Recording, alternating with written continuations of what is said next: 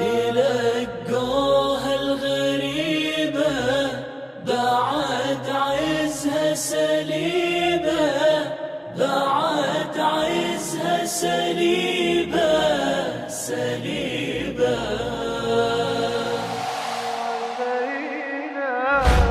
زينب اليوم من السبا ردت لها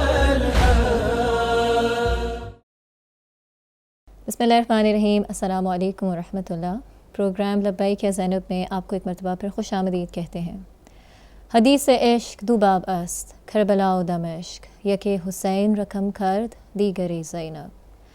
प्रोग्राम में हमारे साथ मौजूद हैं हमारी गेस्ट और आप उनको जानते हैं, दोबारा इंट्रोड्यूस कराती चलो। हमारे साथ मौजूद हैं उरूज ज़हरा जो कि ज़ाकिरा अहल बैत हैं, फ़ाज़िल क़ौम हैं, दर्स व तदरीस के शोबे से वाबस्ता हैं और यकीनन अपने सफ़र को आगे बढ़ाते हुए हम बीबी ज़ैनब सलामुल्लाह अलैहा की लाइफ़ को मज़ीद स्टडी करते हुए अपनी ज़िंदगियों में किस तरह से उनकी बेस्ट कैरेक्टरिस्टिक्स को इम्प्लीमेंट कर सकते हैं, उनसे क्या सीख सकते हैं।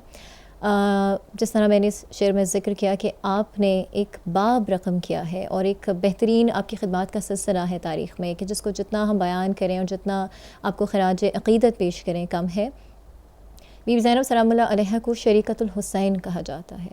यकीनन जितना बड़ा मिशन इमाम हुसैन अलैहिस्सलाम का था, जो किरदार आपने करबला में अदा किया, करबला के बाद बीबी ज़ैनब सलामुल्लाह अलैहा ने जिस तरह इस मिशन को आगे बढ़ाया, जिस तरह इस्लाम का नाम ज़िंदा रखा, आपने किस तरह से जहाद किया, इस बारे में हम जानेंगे। मैं चाहूँगी कि आप सबसे पहले हमें इन डेप्थ बताइए कि शरीकतुल हुसैन की यकीनन बहुत गहरी इसकी डेफिनेशन है, उसके बारे में बताइए। बिस्मिल्लाहिर्रहमानिर्रहीम। शरीकतुल हुसैन एक बहुत बड़ा लक़ब, बहुत अज़मतें जनाब ज़ैनब सलामुल्लाह अलैहा की इस लक़ब में पोशीदा हैं, क्योंकि आप जिस भी इंसान के शरीक बनते हैं, पार्टनर बनते हैं किसी भी कॉज़ में, समटाइम कोई कॉज़ होता है, कभी किसी बिज़नेस में बन जाते हैं, इक्वल बेसिस पर बनते हैं, तो अमूमन वो जो शरीक मुंतखब किया जाता है उस शरीक की काबिलियत को देखा जाता है, उसकी एलिजिबिलिटी देखी जाती है, उसकी कॉम्पिटेंसी देखी जाती है। तो जनाब ज़ैनब सलामुल्लाह अलैहा एक ऐसी अज़ीम शख्सियत की शरीके कार बनती हैं कि जो वारिसे अंबिया हैं। तो ऐसी शख्सियत कि जो तमाम अंबिया की वारिस है, उस शख्सियत की शरीके कार बनना कोई आसान काम नहीं है। इस लक़ब को अगर हम इसकी भी तारीख़ी हैसियत देख लें एक मरतबा, तो शरीकतुल हुसैन वाज़े हो गया होगा यकीनन व्यूअर्स के लिए कि शरीक यानी आप उस काम में मुकम्मल तौर पर उनका साथ देंगी। वो कॉज़ जैसा भी है उस कॉज़ में आपको उसका साथ देना है। तो शरीकतुल हुसैन बनने का मतलब ये है कि आपको जुल्म के ख़िलाफ़ अलमबरदार बनना है, आपको इमाम हुसैन अलैहिस्सलाम के साथ सफ़र भी करना है, इमाम हुसैन अलैहिस्सलाम के साथ उनके मकसद को आगे लेकर चलना है। शरीकतुल हुसैन जनाब ज़ैनब सलामुल्लाह अलैहा जब ये शख्सियत जो है वो इस दुनिया में तशरीफ़ लाती हैं, तो वो रिवायत जो हमने पिछले प्रोग्राम में बयान की, उसके अगले हिस्से में ख़त्मी मरतबत के चेहरे पर जो है वो आसारे गम को जनाब फ़ातिमा ज़हरा सलामुल्लाह अलैहा देखती हैं, जबकि ये दुख्तर आपकी आगोश में है। तो उस मौके पर जनाब फ़ातिमा का दिल परेशान हो जाता है। एक माँ के लिए बहुत परेशानी की बात है कि उनके घर में रहमत आई है और ख़त्मी मरतबत कि जो वही के साथ जिनका सिलसिला मुंसलिक है वो गिरिया फरमा रहे हैं, गमज़दा हैं। उस मौके पर आप सवाल फरमाती हैं और कहती हैं कि बाबा जान आपके गम की क्या वजह है।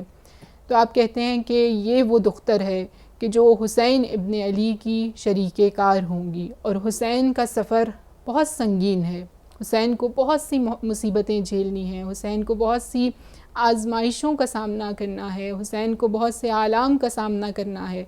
उस तमाम मुसीबतों में और उन तमाम हालात में जब हुसैन इब्न अली को 3 रोज़ का भूखा प्यासा शहीद कर दिया जाएगा, तो ये दुख्तर उस वक्त उस मकसद को आगे लेकर जाएंगी, लेकिन उस मकसद को अपने मकाम तक और मुकम्मल कामयाबी से सरफराज कराने के लिए इस शख्सियत को बहुत सी कुर्बानियाँ देनी पड़ेंगी। यानी ख़त्मी मरतबत की आगोश में अपनी विलादत के पहले दिन ही आपको शरीकतुल हुसैन का लक़ब अता कर दिया जाता है।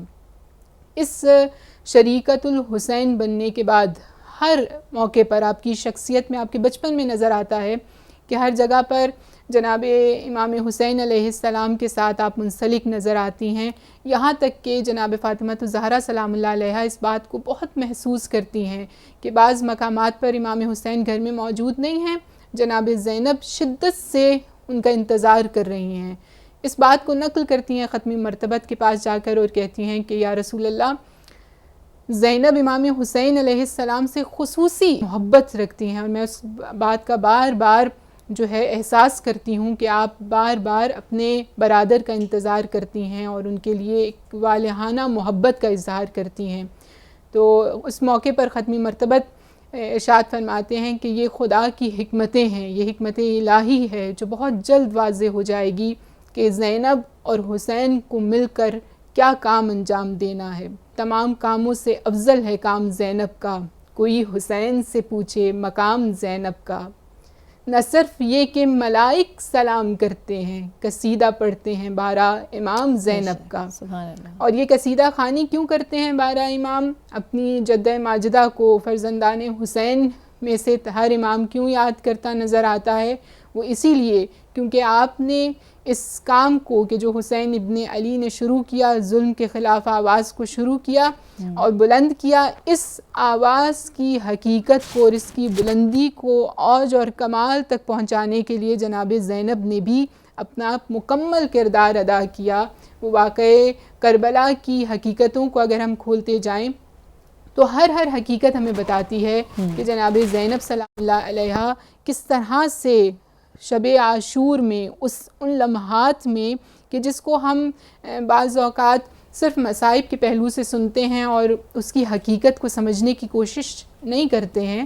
آپ خود تصور کیجئے ایک خاتون کے جو صنف نازک ہے، جس کے دل میں اپنے فرزندان کے لیے، اپنی اولاد کے لیے، اپنے برادر کے لیے اتنی محبت موجود ہے، اور ان کو پتہ ہے کہ یہ آخری مولت ہے، یہ آخری شب ہے کہ جو حسین ابن علی اور خانوادہ حسین کو دی گئی ہے۔ ایسے موقع پر جناب زینب سلام اللہ علیہا کے بارے میں مورخین یہ لکھتے ہیں کہ آپ ایک ایک کے خیمے میں جاتی ہیں اور ہر ایک کو موٹیویٹ کرتی ہیں، ہر ایک کا مورال بلند کرتی ہیں اور ان کو جذبہ ان کے اندر اجاگر کرتی ہیں۔ اپنے فرزندان سے بالخصوص جا کر اس بات کو بیان کرتی ہیں کہ شہادت کے اعتبار سے میں یہ چاہوں گی کہ شہداء میں سب سے پہلے آپ کا نام جو ہے وہ تحریر کیا جائے۔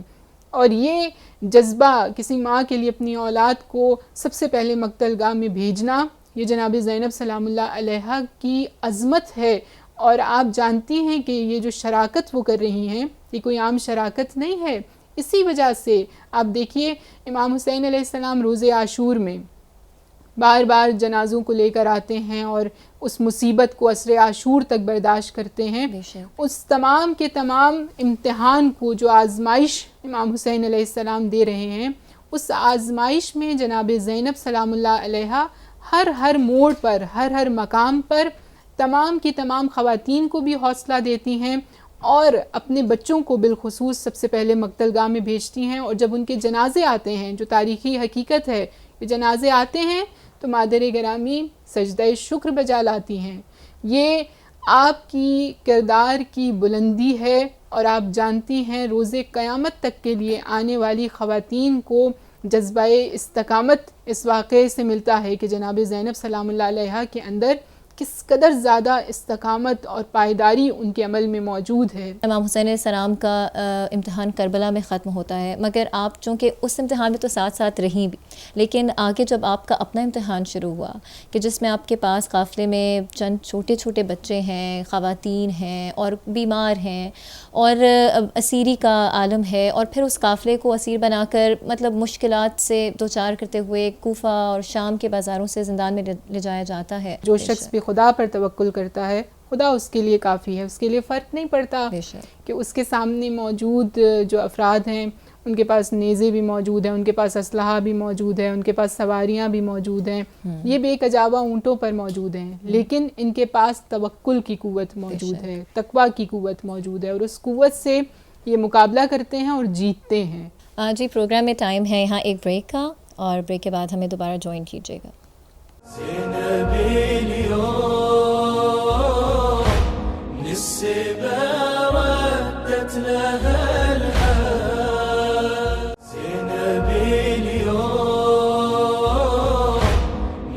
نسبة ردت لها الحال. جی پروگرام دیکھ رہے ہیں آپ لبیک یا زینب، اور ہم گفتگو کر رہے ہیں بی بی زینب سلام اللہ علیہا کے جہاد کی، اور کس طرح سے آپ نے کربلا میں اپنا کردار ادا کیا. ملتا نہیں تھا کوئی سہارا یزید کو، زینب نے اس طرح سے اجاڑا یزید کو. عورت تھی جنگ کر نہیں سکتی تھی، اس لیے خطبوں کی ذوالفقار سے مارا یزید کو. اور یقیناً کہ ہم ایز ویمن میدان میں جنگ یا جہاد کرنے کی اجازت نہیں ہے، مگر ایک اپنے ہی فور فرنٹ پہ اپنے ہی جگہ سے ہم جو کام انجام دے سکتے ہیں. ہمیں ایسی خواتین ملتی ہیں تاریخ میں جیسے کہ بی بی زینب سلام اللہ علیہا، کہ اپنے خطبات سے آپ نے قائل کیا کہ کیا سچ تھا اور کیا جھوٹ تھا. تو اسی کو آگے بڑھاتے ہوئے کہ آپ کے خطبات بہت اہم ہیں، اگر ہم پڑھیں تو بڑی تقویت ملتی ہے اور آپ کو ایک اپنے مقصد کی طرف آپ کو گائیڈنس ملتی ہے. تو آپ اس حوالے سے ذکر کیجیے گا. آغا شوشتری خصائص الحسینیہ میں بہت ہی خوبصورت انداز سے اس کو الیبوریٹ کرتے ہیں کہ یہ جو ہم کہتے ہیں کہ جناب زینب سلام اللہ علیہا شریکت الحسین ہیں، تو اس میں ہر کام میں شریک ہیں، سفر میں بھی شریک ہیں، حج میں بھی آپ کے ساتھ موجود ہیں، جہاں جہاں جو حکم الہی ملتا رہتا ہے امام حسین علیہ السلام کے ساتھ ساتھ وہ بھی اس کی اطاعت کرتی چلی جاتی ہیں. واقع کربلا میں بھی عصر عاشور تک ہر کام میں آپ کا ساتھ دیتی ہیں، شریک رہتی ہیں. لیکن واقع عصر عاشور کے بعد جب سرحۂ مبارکہ نو کے نیزہ پر چلے جاتے ہیں تو جناب زینب سلام اللہ علیہا اس وقت میں بھی اس شراکت کو ختم نہیں کرتی ہیں اور اپنا بھرپور کردار ادا کرتی ہیں اور ثابت کرتی ہیں اپنے الفاظ کے ذریعے سے، اپنے خطبات کے ذریعے سے، کہ الفاظ اگر جناب زینب کے اس وقت اتنی قوت نہ رکھتے ہوتے تو یقیناً جو ہے وہ یہ جنگ جس کو بہت سارے پروپیگنڈس کے ذریعے سے کوشش کی جا رہی تھی، ابن زیاد بھی کوشش کر رہا تھا اس وقت کے بہت سارے افراد اور دشمنان اہل بیت اس بات کی کوشش اور کاوش میں لگے ہوئے تھے کہ اس کے رنگ کو تبدیل کر دیا جائے. کوفہ میں جب یہ قافلہ وارد ہوتا ہے تو جناب زینب سلام اللہ علیہا پر ایک عجیب کیفیت ہے. فطری طور پر آپ خود دیکھیے کہ ایک ایسا شہر کہ جس شہر میں جناب زینب سلام اللہ علیہا شہزادی کے طور پر رہتی رہی ہوں، ایسے مقام پر جناب زینب سلام اللہ علیہا کو وارد کیا جا رہا ہے اور دن کی روشنی میں. ایک مجمع ہے، اتنا مجمع، مجھے یہ الفاظ بہت کرب انگیز لگتے ہیں کہ اتنا مجمع موجود تھا اور وہ خواتین جو بے کجاوہ اونٹوں پر موجود تھیں، ان کے بے کجاوہ اونٹوں کی سطح اتنی بلند تھی کہ وہ جو تمام کے تمام افراد پتھر پھینک رہے تھے اپنی چھتوں سے، وہ بالکل ان کی سطح پر موجود تھے. چھتوں تک کے افراد بھی ان افراد کو سامنے سے دیکھ سکتے تھے. ایسے موقع پر جناب زینب سلام اللہ علیہا، آپ کسی بھی خاتون کو ایسی کیفیت میں جب انسان اتنی مصیبتیں، اتنے غم دیکھ کر آیا ہو، اس کے لیے الفاظ بیان کرنا بہت مشکل ہوتا ہے. لیکن جناب زینب اس موقع پر اس بات کو ثابت کرتی ہیں کہ آپ صاحب نہج البلاغہ کی دختر ہیں. اس موقع پر آپ کہتی ہیں تم سب خاموش ہو جاؤ. اس جملے کو سننے کے بعد تاریخ میں لکھا ہے کہ یہاں تک کہ وہ جانور جو ہنہنا رہے تھے وہ سب کے سب خاموش ہو جاتے ہیں. وہ افراد کہ جو طبل بجا رہے تھے ان کے طبل بھی رک جاتے ہیں. ایک خاتون کی آواز کتنی عجیب بات ہے. اونٹوں کے جو گلے میں بندھی ہوئی گھنٹیاں ہیں وہ بھی جو ہے خاموش ہو جاتی ہیں. خود جو ہے وہ جزلم بن کثیر اس بات کو لکھتے ہیں، وہ کہتے ہیں کہ میں حیران ہوں کہ وہ پورا بازار جو مسکرا رہا تھا، جہاں شادمانی کے مناظر تھے، وہاں جناب زینب کے صرف ایک اسکت کہنے سے خاموشی طاری ہو جاتی ہے. یقیناً اس میں مدد الہی شامل ہے، یقیناً اس خطبے کے اندر وہ قوت شامل ہے کہ جو خداوند متعال کی مدد کے بغیر انسان اس عمل کو انجام نہیں دے سکتا. اس موقع پر جناب زینب سلام اللہ علیہا اپنے الفاظ کو بیان کرنا شروع کرتی ہیں. مختصراً آپ اس بات کو اگر ہم جو ہے بہت ہی مختصر انداز میں بیان کریں تو جناب زینب سلام اللہ علیہا اس موقع پر ان افراد سے یہ کہتی ہیں کہ تم روز قیامت ختمی مرتبت کو کیا جواب دو گے کہ جن کا ہم خانوادہ ہیں. تم نے ہمارے ساتھ وہ سلوک کیا ہے کہ جس سلوک کو اگر ختمی مرتبت یہ کہہ کر جاتے کہ میرے خانوادے کے ساتھ برا سلوک کیا جائے تو اس سے برا نہیں ہو سکتا تھا. حالانکہ ختمی مرتبت کیا کہہ کر گئے تھے؟ ختمی مرتبت کہہ کر گئے تھے میرے اقربا سے مودت کی جائے، محبت کی جائے، لیکن تم نے ہمارے ساتھ یہ سلوک کیا اور تم اس کے لیے جواب دہ ہو. اس سوال کو اس بازار میں جب بی بی پیش کرتی ہیں تو کہتے ہیں کہ وہاں پر موجود ہر شخص اپنے چہرے کو نوچ رہا تھا اور گریا کر رہا تھا. یعنی ہم ایک انقلاب برپا ہوتے ہوئے دیکھتے ہیں کہ کہاں ایک جشن کا منظر ہے، جشن کی کیفیت ہے، اور آپ کے خطبے سے کس قدر لوگ جو ہیں افیکٹ ہوتے ہیں اور حق کی طرف آتے ہیں، اور ان کے سامنے اصل سچویشن جس کو بہت حد تک حقائق کو چھپایا جا رہا تھا وہ آپ اس طرح سے بیان کرتی ہیں کہ آشکار ہوتا ہے کہ مقصد حسین کیا ہے اور کس کو شہید کیا گیا ہے اور وہ ہستیاں کون ہیں. بالکل، یعنی انقلاب آپ اس کے علاوہ اور کسی چیز کو نہیں کہہ سکتے. یہ انقلاب ہے، بہت بڑی تبدیلی ہے. پھر ان افراد کے رونے پر کہتی ہیں تم کس بات پر گریا کر رہے ہو؟ تمہیں حق نہیں ہے کہ تم گریا کرو. تم نے ہمارے خانوادے کو ختم کر دیا اور اب ہمیں اسیری کی حالت میں یہاں پر دیکھ کر جشن کا سما تم نے بنا رکھا ہے. تمہیں گریا کرنے کا حق نہیں ہے. اس موقع پر تمام افراد کوفہ میں ایک عزا کا سما موجود تھا. یہ جو ہم مجالس عزا کرتے ہیں، جناب زینب سلام اللہ علیہا نے مقتل گاہ میں ایک مجلس کی اور پھر ایک مجلس کوفہ میں کی، اور اس مجلس کا خطبہ جس قوت سے جناب زینب نے بیان کیا، وہاں ایک مکمل تبدیلی کو تاریخ میں مورخین نے تحریر کیا. صرف یہ نہیں بلکہ ابن زیاد کے دربار میں جب بی بی پہنچتی ہیں تو اس موقع پر ابن زیاد جو ہے وہ مسکرا رہا ہوتا ہے اور خوش ہو رہا ہوتا ہے، یہاں تک کہ سوال کرتا ہے کہ یہ بی بی کون ہے. جناب زینب کی طرف اشارہ کرتا ہے. اس وقت بی بی انتہائی شجاعت سے اس کی بات کا جواب بھی نہیں دیتی. 3-4 دفعہ سوال کرتا ہے. ایک اسیر موجود ہے اور وہ اس سے سوال کر رہا ہے، وہ جواب نہیں دے رہے ہیں. بہت مرتبہ سوال کرتا ہے، یہاں تک کہ اس کی فوج میں سے ایک شخص یہ کہتا ہے کہ یہ زینب بنت علی ہیں.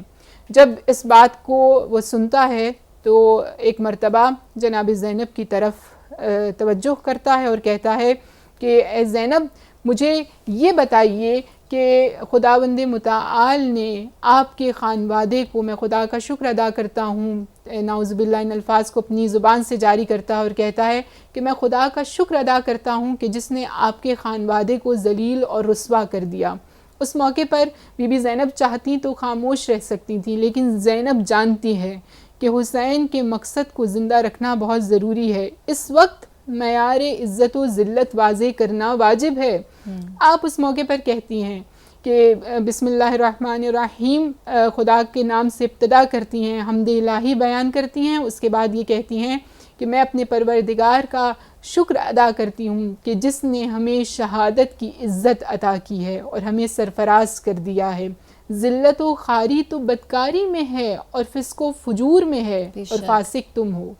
اس جملے کو بیان کرنا ایک دربار میں کہ جہاں پر اس کے تمام اس کا ساتھ دینے والے افراد موجود ہیں، اس کے پاس قوت بھی ہے، لیکن آپ کہتی ہیں تم فاسق ہو. اس وقت بیان کرتی ہیں کہ عزت کا معیار یہ نہیں ہے جو تم نے اپنے لیے سوچ رکھا ہے، کہ ذلت تو فسق و فجور میں ہے جس کو تم انجام دیتے ہو.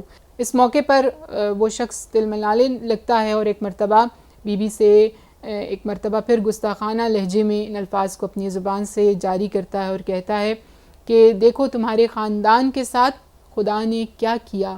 تو اس موقع پر بی بی ایک تاریخی جملہ کہتی ہیں، ما رأیت الا جمیلا، میں نے خداوند متعال کی ذات سے سوائے جز زیبائی میں نے کچھ نہیں دیکھا. یعنی آپ خود تصور کریں کہ ایک ایسی خاتون کہ جو اتنے خانوادے کے جنازوں پر گریہ کر کے آئی ہے، اور یہ کہا جائے تو بہتر ہوگا کہ جس کو گریے کا حق بھی نہیں دیا گیا، اور ایک ہی روز میں اتنے جنازے جس شخصیت نے دیکھے ہیں، وہ جب کہتی ہے ما رأیت الا جمیلا، تو یہ کوئی چھوٹا جملہ نہیں ہے.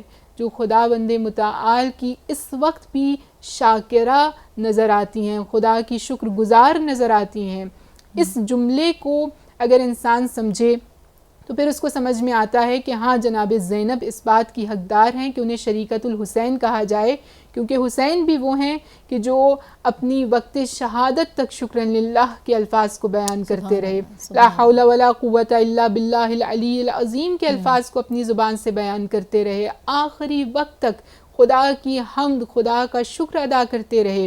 بس اسی لیے جناب زینب سلام اللہ علیہ اس بات کی حقدار ہیں کہ انہیں شریکت الحسین کہا جائے۔ بس اس جملے کو بی بی بیان کرتی ہیں تو ایک مرتبہ ابن زیاد جو ہے وہ پھر ایک جملہ جو ہے وہ آپ کے طرف گستاخانہ طور پر پھینکتا ہے اور کہتا ہے کہ میں آپ کے خانوادے کے حوالے سے یہ بات کہنا چاہتا ہوں کہ آپ کے خانوادے کے قتل سے میری آنکھیں ٹھنڈی ہو گئی ہیں۔ نعوذ باللہ، اس شخص کی جو نفرت ہے اس کے ان الفاظ میں موجود ہے، اس کا بغض اور اس کی بے معرفتی کہ وہ نہیں جانتا کہ زمانے کا امام کس قدر اہم ہے۔ وہ اس جملے کو بیان کرتا ہے اور کہتا ہے کہ میرا دل ٹھنڈا ہو گیا ہے اور میری آنکھیں روشن ہو گئی ہیں۔ اس جملے کو بی بی سنتی ہیں تو اس پر بھی خاموش نہیں رہتی اور جواب دیتی نظر آتی ہیں اور کہتی ہیں کہ تم اس شخصیت کے قتل پر اپنے دل کو ٹھنڈا ہوتا محسوس کر رہے ہو جو ختمی مرتبت کے دل کی ٹھنڈک تھا، جو ان کے آنکھوں کی روشنی تھا، جو ان کے دل کا سرور تھا، جو ان کی زندگی کا چین تھا۔ تم اس شخص کی شہادت پر خوشی کا اظہار کر رہے ہو تو تم سے زیادہ بے معرفت شخص کوئی نہیں ہو سکتا۔ اس تمام کے تمام مکالمے کے اندر جناب زینب سلام اللہ علیہا تمام حقیقت کربلا کو اور قیام امام حسین کو، ان کی حقانیت کو، ان کی کامرانی کو اور ان کی فتح کو واضح کر دیتی ہیں اور بتا دیتی ہیں کہ تم ظاہراً یہ دیکھ رہے ہو کہ تم اس وقت تخت پر بیٹھے ہو اور ہمارے ہاتھ بندھے ہوئے ہیں، تمہارے پاس قوت ظاہری طور پر موجود ہے، لیکن حقیقی قوت صرف اور صرف اس شخص کے ساتھ موجود ہے کہ جس کے پاس پروردگار عالم کی قدرت کے ساتھ وہ منسلک ہے اور اس کا رابطہ اپنے رب کے ساتھ مربوط ہے، اور ہم اپنے پروردگار کے ساتھ مکمل طور پر مربوط ہیں۔